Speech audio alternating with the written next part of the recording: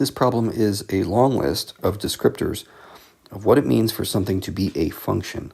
We use that word pretty casually in mathematics to mean a relationship between x and y, but really we ought to use the word relation most of the time, not function, because there's a lot of things that are relations. Actually, any equation I can think of is a relation because it's a relationship between x and y. But many of those relations are not functions. It takes something special to be a function. So I'll give you an example of something that's a relation and not a function. Okay, if I have an xy coordinate grid and I draw a circle on it, that is a relation. It's a relationship between x and y, but it is not a function because, pay close attention here, there exists a vertical line, quite a few actually, which is going to hit this thing in more than one place. And as soon as it does, it fails the vertical line test, and we can say f of x is not a function. So with that in mind, let me jump into, nope, that's not what I wanted. Hold on, let me jump into this problem. Here we go.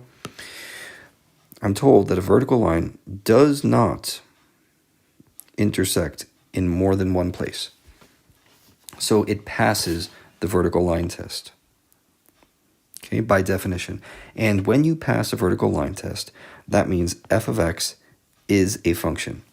But that's about all I can say. As you read through the rest of this list, see, we've got some things that are obviously wrong, like fails the vertical line test. Well, no, I just said it passed it. And is not a function. Well, that's false because I just said it is a function. So those are the obvious false statements. But there's also some things in here which you might be tempted to click on, but we really can't because we don't know. We don't know about anything about the inverse, for example. I have no idea what kind of function this is. All I know is it passed the vertical line test. I don't know if the inverse is a function. It's information I don't have. I don't know if the inverse is not a function. I don't know anything about the horizontal line test, and I don't know if it's one-to-one. To be one-to-one, it would have to pass both the horizontal and vertical line tests. And all I know is that it passed the vertical one. So I can't say it's not one-to-one. And I can't say whether it failed the horizontal line test. So we really have a very limited amount of information here. All I know is that I can call f of x a function. Okay, let's move on to the next example. This is similarly structured, but there's a key difference. In this case, well, first of all, I'm talking about a horizontal line, not a vertical one. But there's more than that. I'm told that there is an intersection with g of x more than once. So first thing, notice I'm talking about g of x now, not f of x. This is not the same function I was talking about earlier. This is a totally new relation here. All I'm told is that it fails the horizontal line test. Okay, so this, for all we know, might be a circle. I'm just going to draw a circle here for argument's sake, but we don't know that that's actually what we're dealing with. But this would fail the horizontal line test because it hits it once right there, once right there. So this relation, it failed the horizontal line test. Let's see, is that in here somewhere? Fails, there we go. Fails the horizontal line test. Now that tells us some things. For one thing, it tells us the inverse of g of x, and I'll just put g of x right here. Here's g of x, the circle.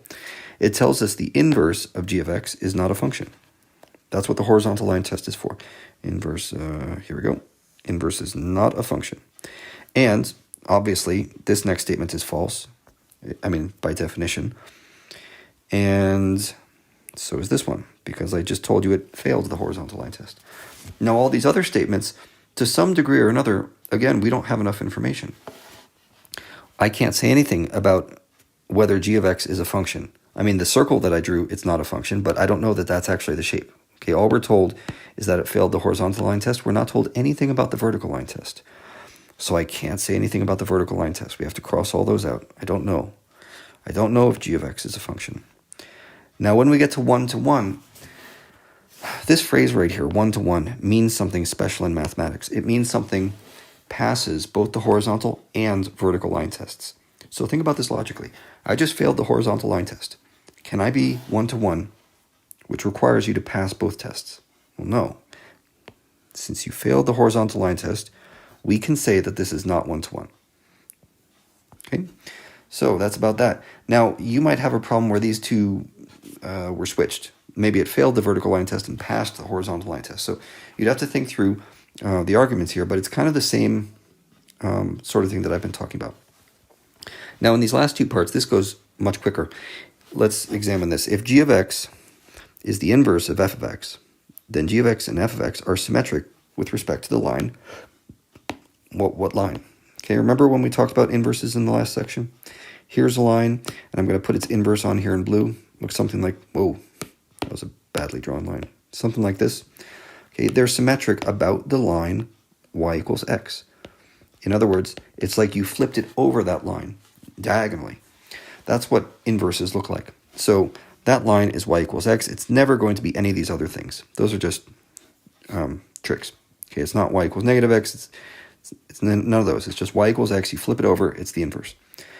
And then in this next final part, it says, if g of x is the inverse of f, then, oh, this is interesting. Okay, so I want to point you to the two true examples, the two true statements in here. The range of f is the domain of g, and the domain of f is the range of g. See how domain and range are switching as you go from the function to its inverse? What that represents is another example of switching x and y. Okay, it's like I'm switching x and y when I switch domain and range. So when I'm talking about the domain of f, I'm talking about the range of f's inverse, g, and vice versa.